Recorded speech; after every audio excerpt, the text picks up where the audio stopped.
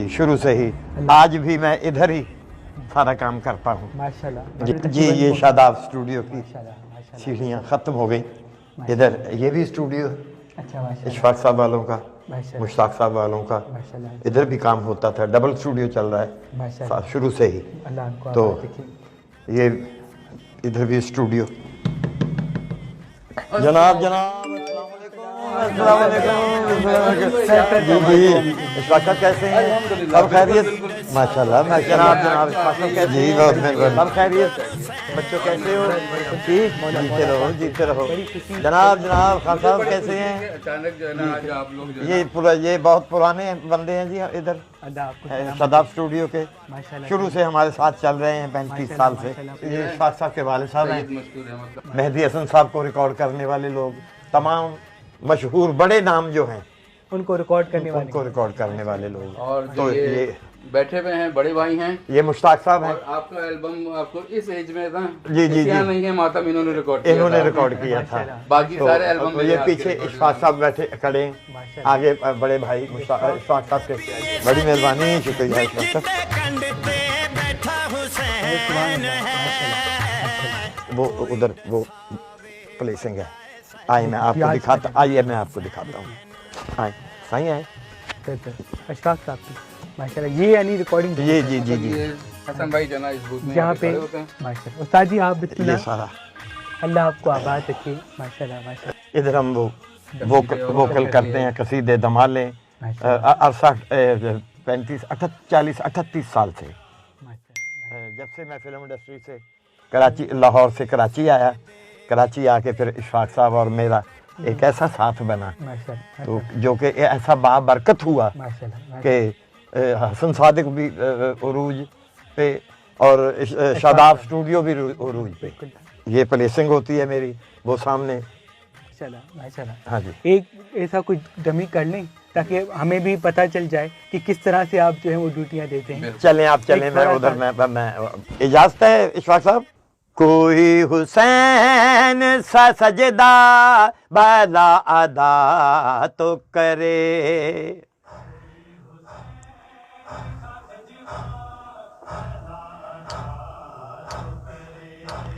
शहीद कौन सा गुजरा है पूरे आलम में, शहीद कौन सा गुजरा है पूरे आलम में, सेना की नोक पे जो जिक्र ला इलाहा तो करे। माशाल्लाह माशाल्लाह बहुत खूब। मेहरबानी। यानी इस तरह से बात कर रहे हैं जैसे कि मेहरबानी। बंद रूम में भी माशाल्लाह। जी जी जी जी और जी। आप हमें मेरी दुआ है कि पूरे पाकिस्तान को सना खानों को मौला हसन सादिक बना दे। अल्लाह आपको ये हम इसलिए ओपन कर रहे हैं ताकि लोगों को, दूसरे पढ़ने वालों को पता चल जाए कि हमने हसन सादिक भाई से कुछ लिया है, हासिल किया है। आए अशफाक साहब से और भी बातें करेंगे इंशाल्लाह। जी जी इशफाक साहब सही हो गया माशाल्लाह। बिल्कुल सही हो गया। बिल्कुल बहुत मेहरबानी, शुक्रिया शुक्रिया। जी 5 से 8 मिनट का नोहा होता है वो सुन लेते हैं, मगर उसके पीछे मेहनतें कितनी लगती है। ये तो जो है ना हफ्ता महीना रिहर्सलें हो रही हैं। पहले कलाम चाहिए होता है जो ज़रूरी है, उसके बाद उसकी धुन जो है वो 8 दिन में बन जाए, वो 16 दिन में बन जाए, वो महीने में बने।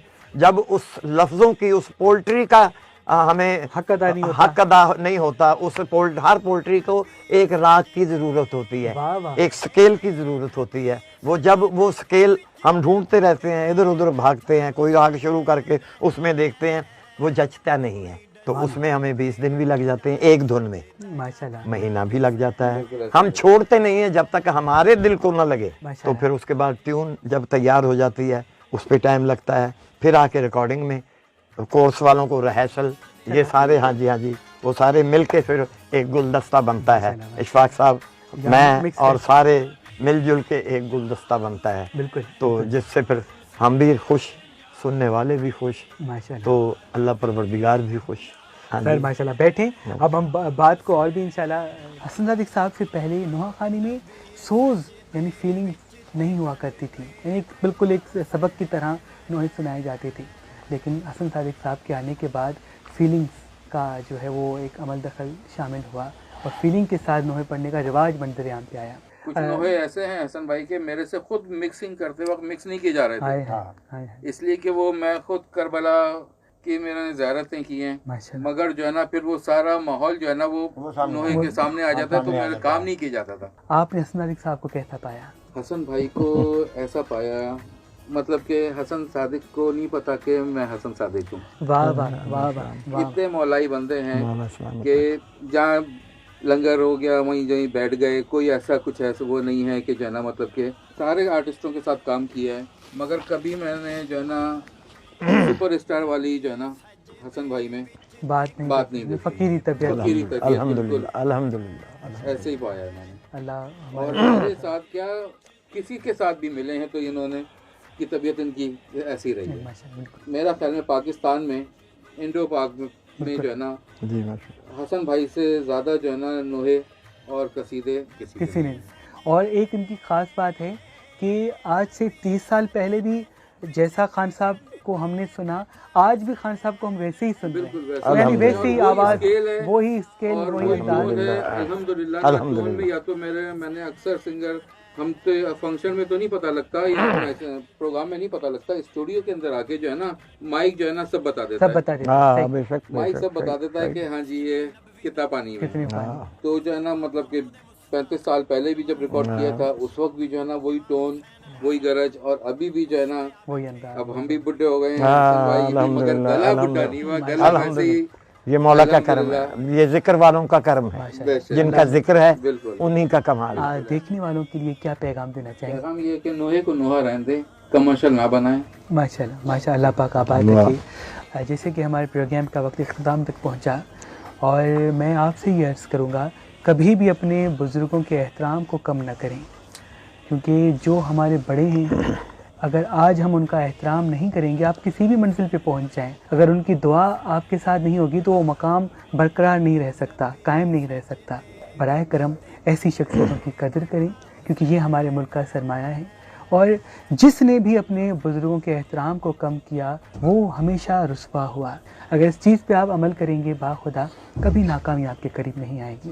ہم مولا کے زمانے میں نہیں جا سکتے، لیکن آج کے زمانے میں جو مولا کا ذکر کر رہے ہیں ان کا احترام تو کر سکتے ہیں، اور یقیناً اگر ایسا کریں گے تو بی بی ہم سے راضی ہوگی، مولا ہم سے راضی ہوگا۔ اشفاق صاحب کی بڑی ڈیوٹی ہے، خان صاحب کی بڑی ڈیوٹی ہے، اور آخر میں پروگرام کا اختتام اس بات پہ کروں گا کہ خان صاحب سے میں عرض کروں گا اپنے دیکھنے والوں کو، سننے والوں کو ایسا پیغام دیں جو صدیوں تک یاد رکھا جائے۔ پیغام نہیں ہے، عرض ہے بسم اللہ۔ سب پڑھنے والوں کے لیے۔ میں بس یہی کہوں گا کہ سب بہت اچھا پڑھتے ہیں، ماشاء بہت بہت اچھا پڑھتے ہیں، مولا کا ذکر ہے۔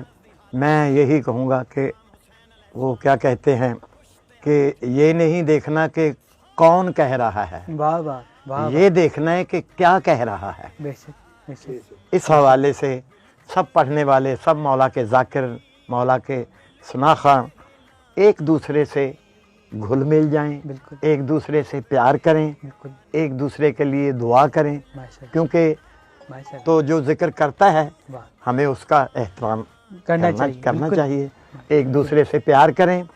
اور دوسری بات میری طرف سے سب کو یہ ہے کہ یہ گلے کا کام ہے، نوحہ خوانی، اس کو ایسے نہیں کریں، اس پہ محنت کریں، ریاض کریں، گلے کو پختگی دیں، ریاض کریں، پوچھیں کسی سے، استاد سے کہ ہمیں اپنے گلے کو پختہ کیسے کرنا ہے، تو سیکھیں، صبح اٹھ کے ریاض کریں، صبح کے وقت آدھا گھنٹہ 1 گھنٹہ صبح ریاض کریں سو کے اٹھ کے، تاکہ آپ کی آواز جو ہے یہ پختہ ہو۔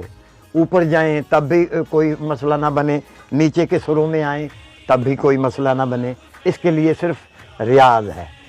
وہ آپ صبح اٹھ کے ریاض کریں، آدھا گھنٹہ، گھنٹہ، پونا گھنٹہ، گلے کو پختہ کریں۔ امام حسین سے پیار کرتے ہیں اتنا ہی اللہ پاک راضی ہوگا، آپ کے گلے میں سوز پیدا ہوگا، انشاءاللہ۔ انشاءاللہ میری دعا ہے آپ لوگوں کے لیے